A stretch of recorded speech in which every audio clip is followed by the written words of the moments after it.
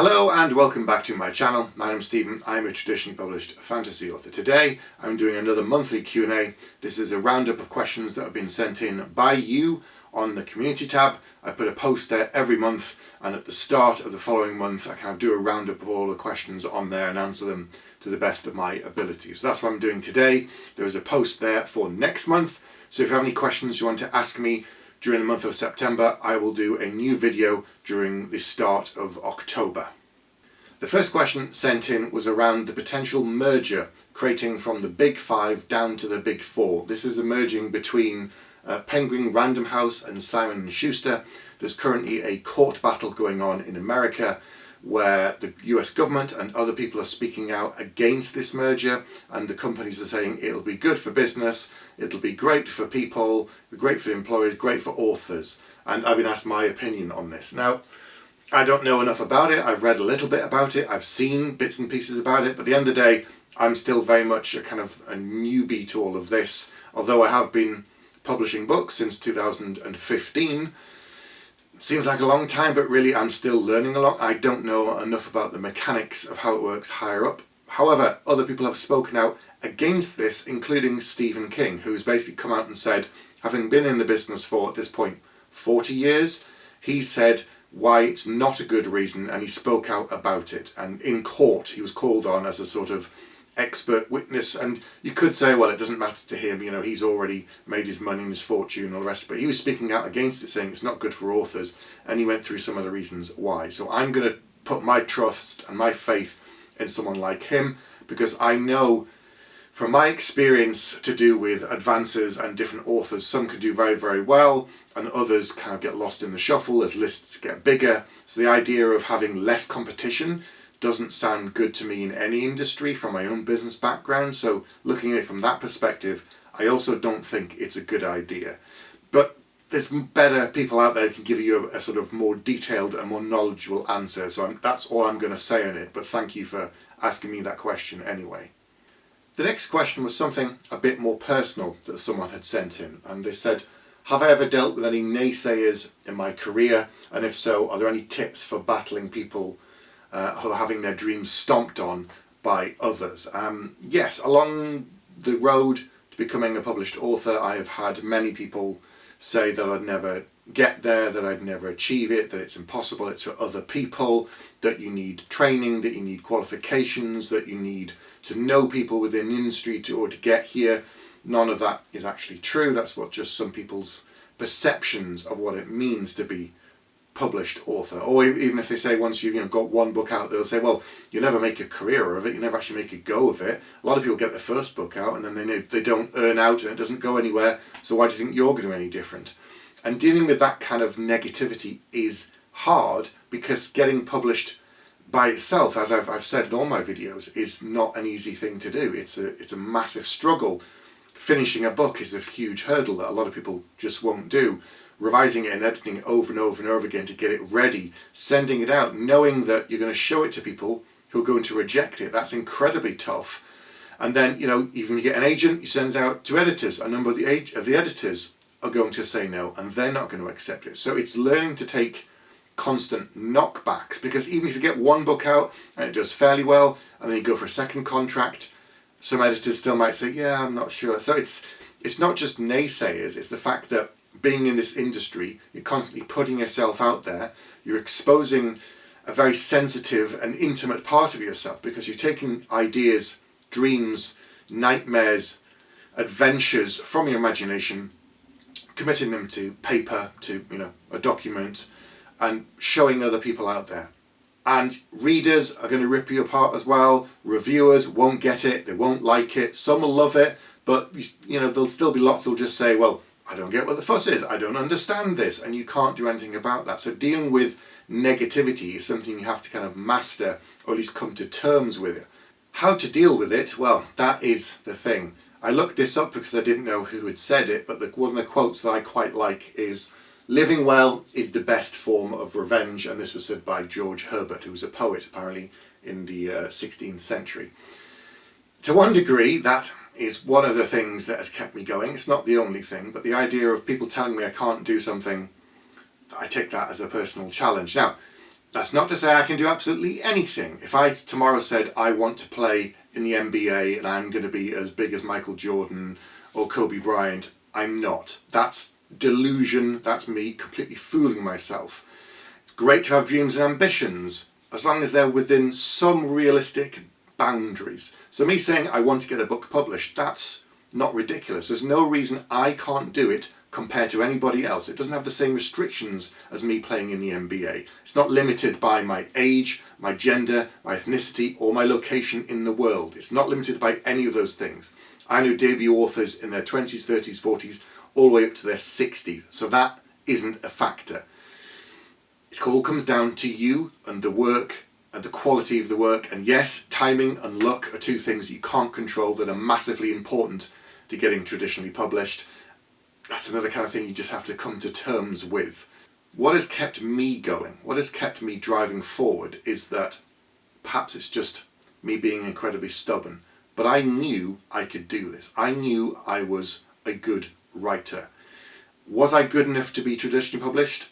I don't know. I like to believe so. But with every book that I wrote, I got better at it, and I kept trying and I kept knocking on that door. And the only thing that was stopping me from doing that effectively and getting there is me. Now, that's not to say I wrote one book and I was convinced it's the best book in the world and I shopped that one book around for 20 years, knowing that somehow in my mind I've convinced myself it's going to be the biggest seller in the world. There again, that's kind of a form of delusion. It isn't. It's never going to be that big. I'm not going to be the next Stephen King. But knowing that I'm a quite good writer, knowing that the only thing that's actually stopping me is giving up, is one of the things that's kept me going. Like if I just put that book down and say, well, I gave it a try and, I did my best. Had to go with one book and that's it. Now I'm done. That's not really good enough because there are thousands of other people out there who will take the knock, have a breather, have a rest, put it down and start on the next book. Now, if you're getting individuals coming and telling you they can't do this, you can't do this thing, whatever it is, and in this case it's becoming, a published author, I would look to the person as well saying it. Most likely they've attempted something and been knocked back and they've been too scared, they've been too hurt to carry on and try again because it is difficult. And people telling you no, I know in some cases they're trying to protect you. They think that by saving you the pain of being rejected, of struggling with all of this, that therefore that's good for you. But not to get too philosophical, but what is life without some kind of aspirations or some kind of dreams? If all you do is cruise through, if all you do is just kind of drift through life with no ambitions and you're not aspiring to anything or you don't want to achieve anything, what's the point? We all have to have things we aspire to and want and desire, and if that requires you to work hard at something to get there, why wouldn't you have a go at it? It's just finding that inner strength to ignore the naysayers, and yes, that is the really difficult part. But building a community, talking to a community, and finding other people like you is another way to get through this. Going to events, writing events is so important to me, not just because of I like being around other writers, but they've gone through the same struggles, they've gone through all of these same kind of barriers, and they've also had naysayers. So find a community of people who are in the same boat as you. Online these days you'll be able to find someone who's done exactly the same thing as you, is at the same stage as you, and lean on those people. They're the people you want to keep talking to, and you'll rise and fall with them. They'll be up and you'll be down and vice versa, and that's the best thing I think can help you ignore the naysayers and move forward and hopefully get published. The next question was to do around short stories and novels. So the question that was sent in was, I'm finishing a novella of connected short stories that want to tie in with the novel I'm writing. Is it best to hold on to them until I've found an agent for the novel before trying to get them published? They've tried submitting short stories individually to journals, but they don't really stand alone. How should you go about it? So, if you want to try short stories, there are a number of magazines and online things out there within science fiction space and others that you can approach, and they have open submissions and you can send your short stories in. If they're standalone stories, that's fine. If they're all part of a larger kind of tapestry and you're trying to tie them all together, that's a lot more difficult. They're probably not going to go for it. Equally, publishing a book of short stories straight out of the gate is a lot more difficult, especially if you're a debut author. I'm sure there are some smaller publishers that will accept it. But if you're trying to go the traditional route and get an agent first with a novel, doing short stories at the same time is probably a bit tricky, because I don't know many agents that would take on short stories. So my advice would be, and what I've seen from other authors do, is they go on a novel, and if it does quite well, they're then able to submit short stories to collections and various anthologies that could then tie into their main novel. So, for example, Richard Swan, who published The Justice of Kings, his debut novel, I recently saw him tweeting about the fact that he was working on a short story to do with one of the other characters from before, when the book was set. Jim Butcher, who I've spoken about many times, who wrote the Dresden Files, he's been called on to write short stories set within the same universe that have then gone into various books. And eventually, years later, he's had enough to collect into a book of short stories set within the same world, and then his mainstream publisher has published them. That's probably the best approach I would suggest. Going with the shorts later on. Going in with a debut novel, building an audience, growing something. So I did a novella called Of Gods and Men, which is a prequel to everything I'd done before. My debut book was Battle Mage. I did that first trilogy. Then, when I was talking to my publisher, I pitched them the idea of doing this novella as a prequel, and it was an ebook and audiobook only, and they were accepting with that. They liked that idea, and we did it. And then the idea was maybe I'd do some more in the future, but I then went on instead to do a second trilogy. So that's another way you could do it, but going in straight away with a book of short stories that ties in, connected to everything else, I think is very difficult, and you're kind of making a rod for your own back. This next question is more of a craft question around show and tell, and it was about, how do you add telling to a story and make it dramatic? Can you make it dramatic? As in, something that shouldn't be covered in non-dramatic scene. Is it okay to tell the reader her father's a baker instead of showing a scene where he bakes cakes and sells it, and so on? So this is all kind of, how do you weave it in?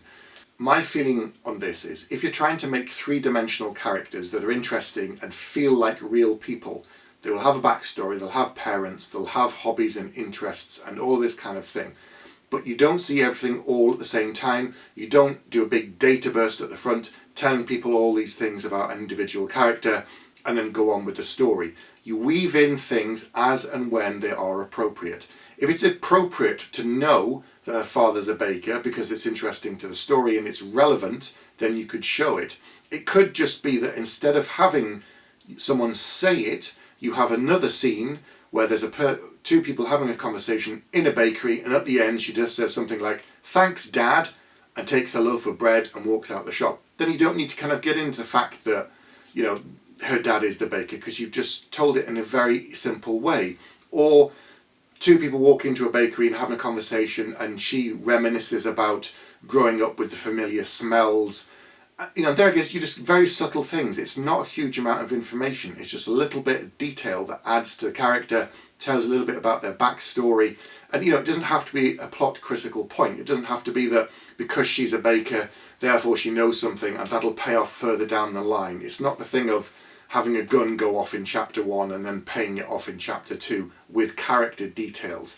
You want the world and everything to feel lived in. You want the idea of, if they turn left down the street instead of right, it's not just a blank page, but creating that illusion of on the page. That's the trick. So showing versus tell, it's getting the balance right between providing enough information to the reader for the character to feel like someone they could meet in the street up to a point, but not front loading it with too much data that they get bogged down and that the pace of the story slows down.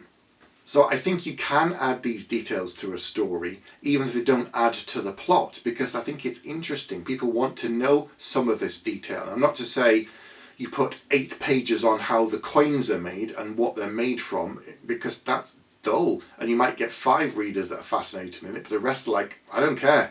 I don't want to know how the money works. I just want to know they have some kind of money. Great. And now we move on and tell the story. So it's probably a case of put too much information in and you pare it back. This is another reason it's really important to get beta readers, and you can target them with specific questions and say, Do you think this is too much information about her backstory? Should we have more? Should we have less? Does this make her sound interesting? Does it feel like a real person? So that's my advice for show versus tell. The next question was to do with publishing and contracts. The question was, what is the typical length a publisher retains the rights, and when or how do they revert back to an author? So the length they retain the rights varies. How they revert back to the author, there are a number of different ways that this can happen. I've gone through and looked at some of my contracts, so I've pulled out some of the different rules and clauses from other contracts that I've seen and some that I have that explain the reasons why you would get the books back. Because the related questions were, what happens, say, if you're contracted to write a series but the first book bombs and the publisher decides not to publish the rest of the series? Do the rights revert back to you, the author, and is there a process through which you can get them reverted sooner because the series has not been published as originally contracted? So the last one first. Yes, if you have a contract that says the book must be, so the series must be published one a year and roughly within these dates, and the publisher fails to do that, then you can terminate the contract and the rights revert back to you. That's one of the clauses I've seen. That's one of the clauses in contracts that I have. So this is where perhaps you've got a trilogy and it's one book a year and they just haven't done it for whatever reason. They said they were going to do it and they didn't do it. Therefore the contract is null and void. Therefore any money that you've been given up to that point, usually you get to keep anyway. Any future monies, I think, are then not promised. You don't get them because the rest of the contract is dissolved, and you then retain the rights to the book, because the idea is as long as they're publishing the books, they hold the printing rights in that language. If they don't do anything with it, they break the contract, you get the rights back. Another reason you might get them back is to do with if they're still in print. So one of the clauses that I've seen that says if the publisher's edition is out of print, and this does not include the ebook, so the book has to be on print physically somewhere. If this isn't possible anywhere, you've searched, you've spoken to people, bookshops everywhere, and the book is not available in a physical format, that's another reason the books could revert back to you, and then you get to retain them and get to do something else with them. Another reason is if they don't produce any money over a certain period of time. So this could be, one clause could be where you, the author, don't make any money across 2 consecutive accounting periods that has a minimum threshold. So let's say it's $50 over the course of 2 accounting periods of 6 months or perhaps a year. So over the course of 2 years, you don't make even $50. That's another reason that could be written into the contract, into the clause that says at this point, they're not promoting him, they're not doing anything with your books, they're not trying to sell them. Even if they're saying they are, you're not reaching that minimal threshold, in which case the contract is terminated and you retain the rights again. Another reason could be that they failed to make the payments, that they promised you money and they said, right, when the first book comes out, we'll give you this much, and they give you the initial kind of part of the advance, and then when you give them the second book, they don't give you the money because it's contracted, they've broken the contract. There again, that's another reason you could get the rights back and you get your books back sooner. So all of these come under the heading within a contract typically called the author's right to terminate. And as I've said, the ones that I've quoted I've seen either in my contracts or in other contracts. So don't take these as this is what it absolutely must be. There'll be something in there like that. Because I'm not an expert on contracts, this is something that I spoke with my agent about at length. She does this every day. She does this for all of her clients. She works with the publisher to sort the contract. So it's not something I'm there negotiating every clause, but I receive contracts ahead of time. I get to read them. I get to analyze them. I get to then speak to my agent and say, what does this mean? What does this mean? If there's any part I don't understand, I can talk to her about it. I didn't then go and consult a legal professional. If I wanted to, I could have. Some people I know do, but I have not done that because I talked it through with my agent and I was comfortable with everything in there. So these kind of clauses about the rights to terminate and the author's rights to get the rights back, and if they don't publish it or they don't give you the money or there's the accounting things, all of these things can be in there as part of your contract, and then for a way for the author to hopefully get the books back and then do something else with them if the publisher has not done that as promised in the original contract. Those are all the questions I'm going to talk about today. If you want to ask me questions next month, there's a new post within the community tab. You can go and check that out. If you'd like to support the channel, you could join Headspace. This is a private writing forum that I've set up on Discord. There's a link down below to Patreon. There are a couple of other ways you can support me. I've got an ebook that is on writing advice. You could check that out. And also I've started some merchandise just for a bit of fun. I thought it'd be quite cool, so I've done some of that as well. But that's all I'm going to talk about today. I'll be back next week with another video.